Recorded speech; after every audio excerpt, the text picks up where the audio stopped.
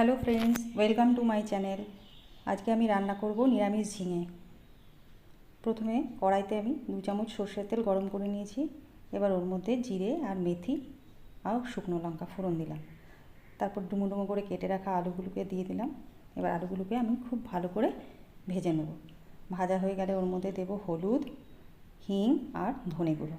এবার ভালো করে ভেজে নিচ্ছি। খুব সুন্দর করে মশলাটা মিশে গেছে আলুর সাথে, দেখতে পাচ্ছ তোমরা। এরপরে এর মধ্যে দিয়ে দেবো টুকরো করে কেটে রাখা ঝিঙেগুলো। এখানে আমি 2টো আলু নিয়েছি এবং 550 গ্রাম ঝিঙে আছে। খুব ভালো করে ঝিঙেটাকে এই মশলাগুলোর সাথে মিশিয়ে নিচ্ছি। খুব ভালো করে একটু কষিয়ে নেওয়ার পর এর মধ্যে আমি দিয়ে দেবো নুনটা দিয়ে দিয়েছি। এবার নুনটা দিয়ে খুব ভালো করে মেশাবো। কিছুক্ষণ নুন দিয়ে আমি কষিয়ে নেব।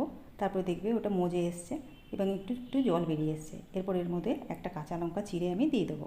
কোনো লাল লঙ্কা ইউজ করছি না বা গুঁড়ো লঙ্কা ইউজ করছি না।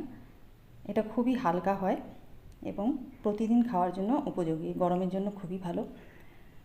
এরপরে দিয়ে দিচ্ছি জল সেদ্ধ হওয়ার জন্য। আলু আর ঝিঙেটা সেদ্ধ হয়ে গেলে এর মধ্যে একটু দিয়ে দেবো সামান্য চিনি। যেহেতু নিরামিষ একটু মিষ্টি মিষ্টি হলে ভালো লাগে। তোমরা যদি চাও তো স্কিপ করতে পারো।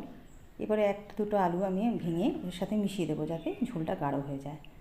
ব্যাস, কিছুক্ষণ ফুটিয়ে নেওয়ার পরই আমাদের রেডি হয়ে যাবে ঝিঙের তরকারি। এবার একটু ফ্লেভারের জন্য দিয়ে দেবো হিং আর 1 চামচ ঘি। 1 চামচ দিইনি, 1/2 চামচ ঘি দিয়েছি। ভালো করে মিশিয়ে নিচ্ছি।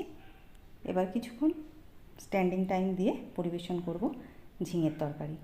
বন্ধুরা, কেমন হয়েছে নিশ্চয়ই জানাবে। আশা করি তোমাদের ভালো লাগবে।